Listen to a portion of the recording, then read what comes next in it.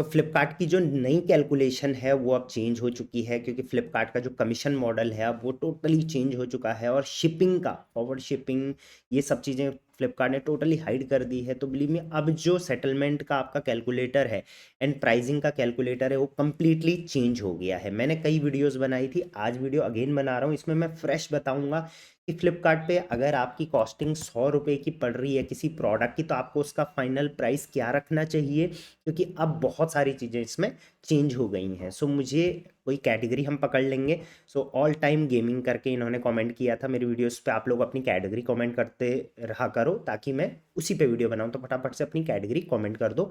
तो डाइपर पे इन्होंने बोला था, तो आज हम डाइपर पर ही बनाने वाले हैं। तो चलिए फ्लिपकार्ट के सेलिंग कैलकुलेटर पे रेट कार्ड पे हम चले जाते हैं, और यहाँ पर हम डाइपर सर्च करेंगे। डाइपर आता है baby wait reminder in bath care में, गेट रेट कार्ड करेंगे तो यहाँ पर इसका रेट कार्ड आपको आपके सामने आ जाएगा। ठीक है, तो हम इसका आज प्राइस अगर 100 रुपये का है तो कितने में बेचना चाहिए, सेटलमेंट क्या मिलेगा, जीएसटी वगैरह सब कुछ इसका कैलकुलेट करेंगे। कोशिश करूंगा फास्ट से फास्ट आपको ये बता दूं। और हाँ, ये चीज़ आपको बताने की आई गेस ज़रूरत नहीं है, अब हर सेलर को पता है कि 18 जनवरी 2026 को हम लोग ई कॉमर्स का सबसे बड़ा इवेंट करने जा रहे हैं। डिस्क्रिप्शन में लिंक दिया गया है, उसी में कंप्लीट डिटेल्स और टिकट बुकिंग है। टिकट की रेट हम बहुत जल्दी बढ़ाने वाले हैं, क्योंकि हमारे पास लिमिटेड सीट्स हैं, तो फटाफट से कर लो, अदरवाइज बाद में कॉस्टली टिकट ही मिलेगी। अपना और अपने सेलर फ्रेंड्स जो भी हैं आपके, उनको जो इवेंट में है फटाफट से लेके आइए। ठीक है, तो जैसे हमने बोला कॉस्ट हमको 100 रुपये पर प्रोडक्ट पड़ी। अब कॉस्ट पर प्रोडक्ट आप कैसे निकालोगे, मान के चलो आप बल्क में कहीं से उठा रहे हो, तो पर प्रोडक्ट पर जो पीस है उसका आप कॉस्ट निकाल लो। ठीक है, सबसे पहले हम इस पे देखेंगे कमीशन कितना लग रहा है। सो डाइपर पे अगर हम लोग यहाँ पर चेकआउट करेंगे तो कमीशन जो है वो ज़ीरो लग रहा है। लेकिन देखिए कमीशन ज़ीरो है हर, चाहे वो प्रोडक्ट 100 रुपये का हो, 500 का हो, 5000 का हो, लेकिन कई कैटेगरीज में 1000 रुपये से ऊपर अभी भी कमीशन लग रहा है, तो वहाँ पर आपको उस तरीके से कैलकुलेट करना पड़ेगा।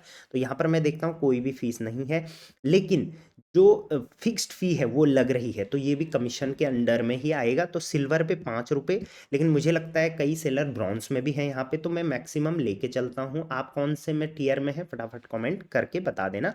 15 रुपये हम इसमें जो है वो फीस चार्ज जो है वो इसका लेंगे।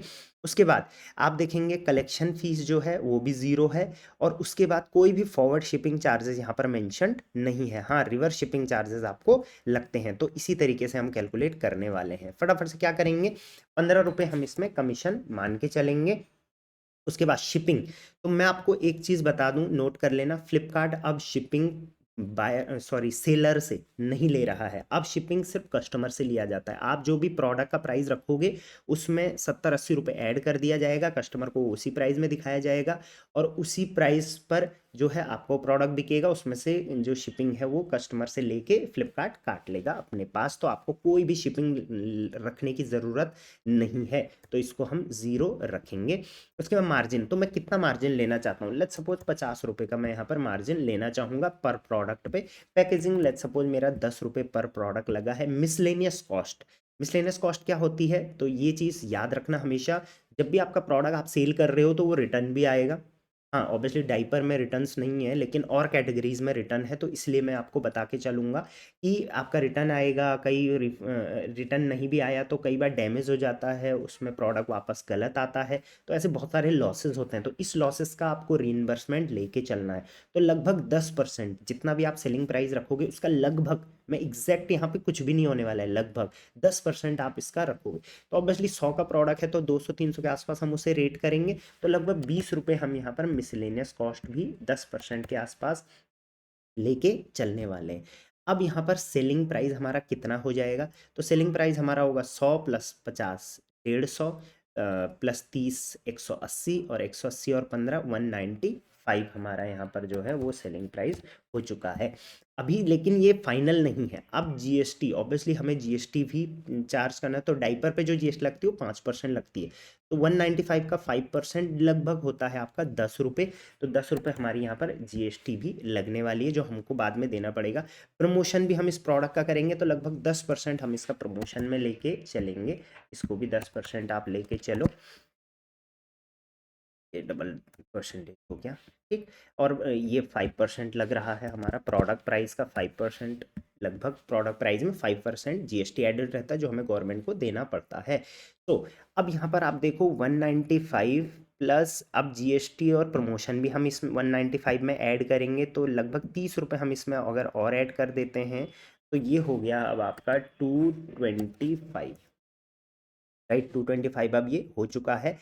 अब आप देखो आपने इसका सेलिंग प्राइस 225 रखा, कस्टमर प्राइस अब क्या रहेगा, आपने तो फाइनल ये प्राइस रख दिया अपना, ठीक है 225, लेकिन कस्टमर प्राइस इसमें फ्लिपकार्ट ऐड करके दिखाएगा। तो लेट्स सपोज 70 रुपये इस पर शिपिंग लग रही है तो लगभग 299, लेट्स सपोज 299 कुछ रुपए 225 का आपने ये रखा था, लेकिन फ्लिपकार्ट इसको कस्टमर को दिखाएगा 299। तो यहाँ पर सेलिंग प्राइस आप रखोगे जब आप लिस्टिंग करोगे 225, उसके बाद कस्टमर को दिखेगा ये लगभग 299 का।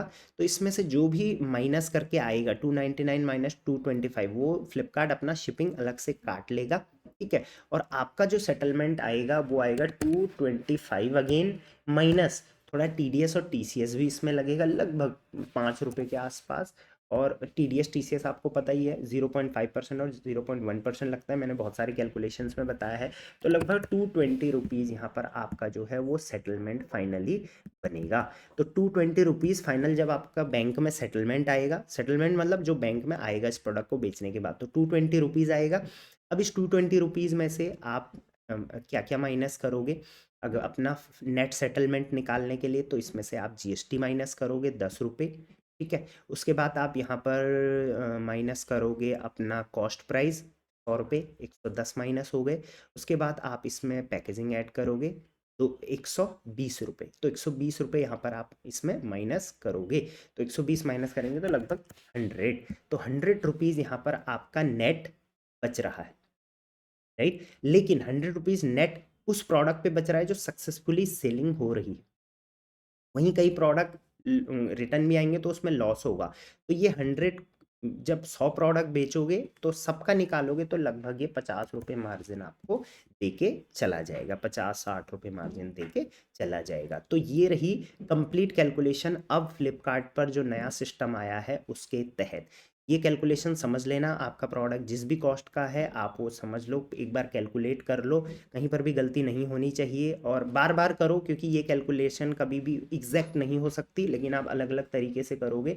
मैंने यहाँ पर miscellaneous cost, packaging cost, GST, promotion की कॉस्ट भी देखिए ले रखी है, क्योंकि आप ऐड चलाओगे प्रमोशन करोगे तो सारी कॉस्टिंग मैंने 10% वो भी ले रखी है। तो सब कुछ मैंने यहाँ पर इंक्लूड कर दिया है। तो यही एक बेस्ट तरीका है आप अपनी सेलिंग प्राइस कैसे निकाल सकते हो। मेरे टीम्स के नंबर है, अगर फ्लिपकार्ट, अमेजोन, मीशो पर ग्रोथ करनी है, 2026 आने वाला है, आप पीछे नहीं हट सकते।